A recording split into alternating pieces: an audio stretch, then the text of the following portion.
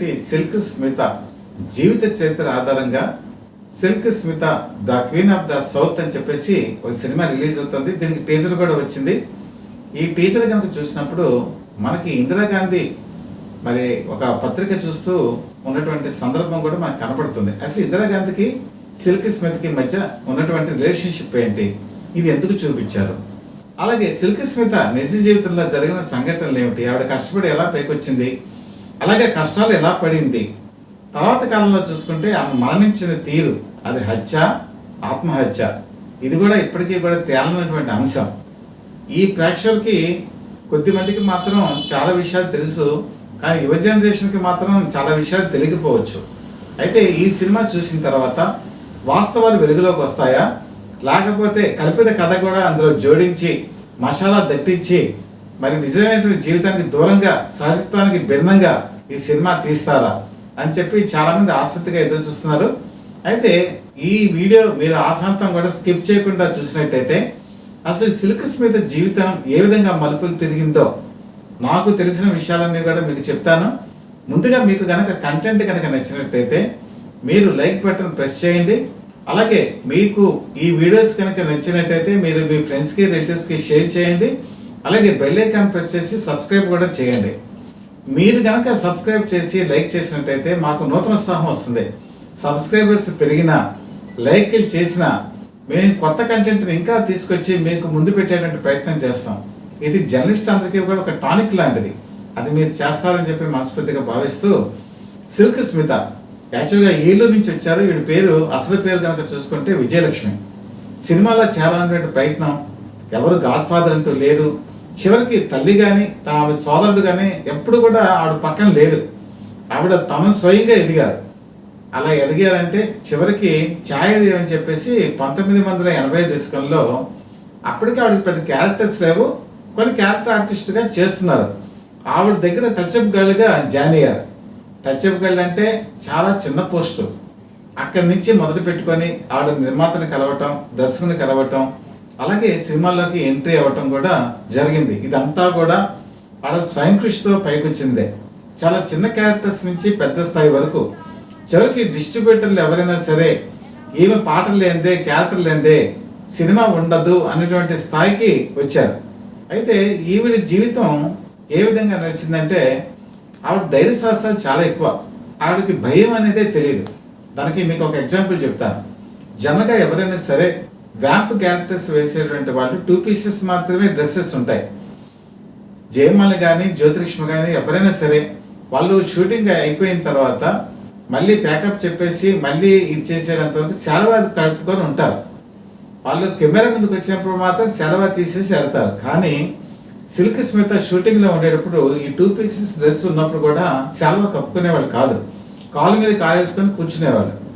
చాలామంది అనేవాళ్ళు, మీకు ఇలాగ ఇబ్బందిగా అనిపించట్టుగా లేదంటే నా పాటని లక్షలాది మంది ప్రేక్షకులు చూస్తున్నారు సినిమా థియేటర్లో, ఇక్కడ కేవలం 10 మంది చూస్తారు, ఇందులో తప్పే ఉంది, నా నటన అది అని చెప్పేసి నిర్భీతిగా చెప్పేవాళ్ళు. అంతేకాదు, ఒకసారి కనుక మీరు తమిళనాడులో కనుక చూసుకుంటే శివాజీ గణేశన్, ఎంజి రామచంద్రన్కి ఎంత పేరుందో శివాజీ గణేశన్ కూడా అంతే పేరుంది.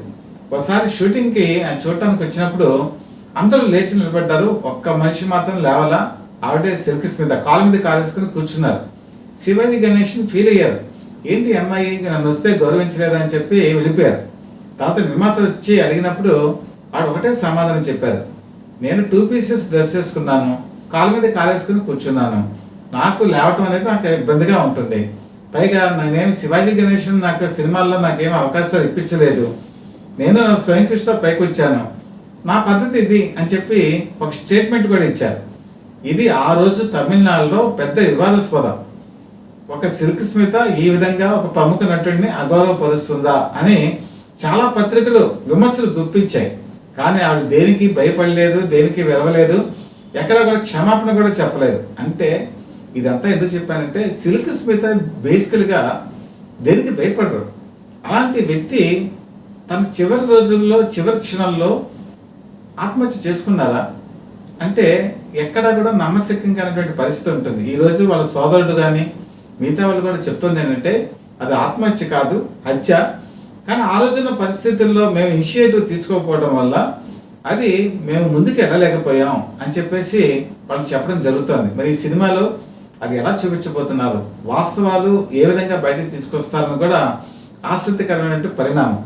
అయితే ఈవిడ జీవితం నల్లేరు మీద నడకలా కాదు.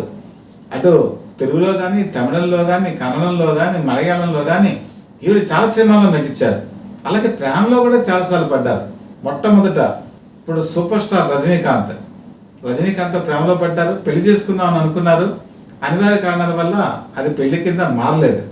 తర్వాత మరి ప్రభు శివాజీ గణేషన్ కొడుకు, ఇద్దరు కూడా పెళ్లి దాకా వచ్చేసారు. కానీ శివాజీ గణేషన్ అబ్జెక్షన్ చెప్పారు. కారణం ఏంటంటే ఆ రోజు షూటింగ్లో తను వచ్చినప్పుడు మరి ఆవిడ కాలు మీద కాలేసుకున్న సంఘటన చెప్పాను కదా, అది దానివల్ల ఆ పెళ్లి ఆగిపోయింది.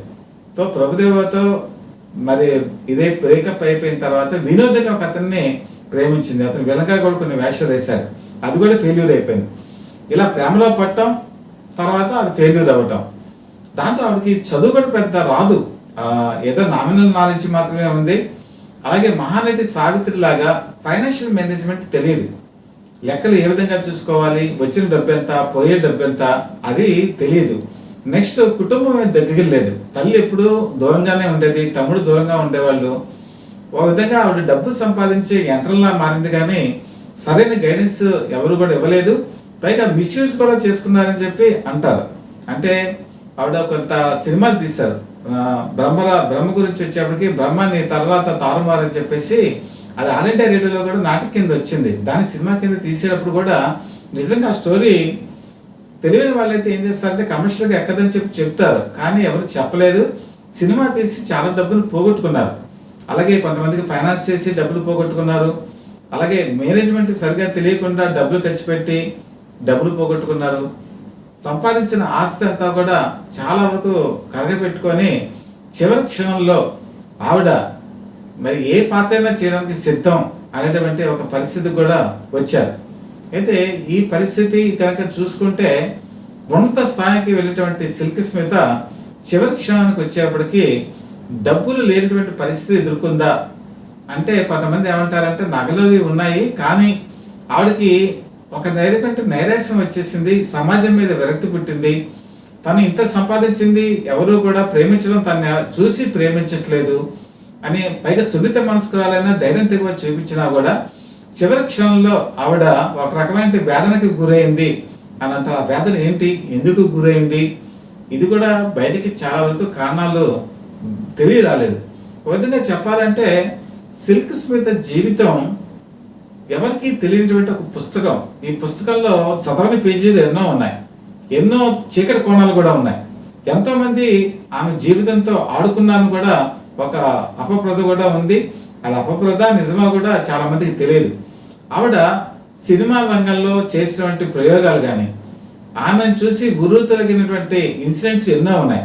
1981లో ఏవిఎం స్టూడియోలో ఆవిడ నటిస్తున్నప్పుడు అక్కడ ఒక జామకాయలు అమ్మేటువంటి వ్యక్తి వచ్చాడు. ఆవిడ ఒక జామకాయ కొద్దిగా తిని షార్ట్కి రెడీ అవ్వటంతో వెళ్ళిపోయారు.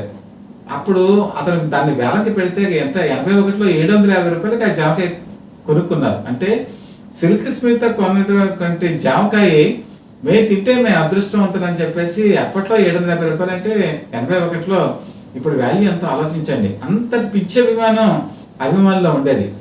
ఆవిడ లేనిటువంటి సినిమా కూడా ఉండేది కాదు. చివరికి సూపర్ స్టార్ కృష్ణ తన సినీ కెరీర్లో ఎవరితో పెద్దగా మాట్లాడరు. ఒక జయప్రదతో మాట్లాడేవాళ్ళు, అలాగే సిల్క్ స్మిత్తో మాట్లాడేవాళ్ళు.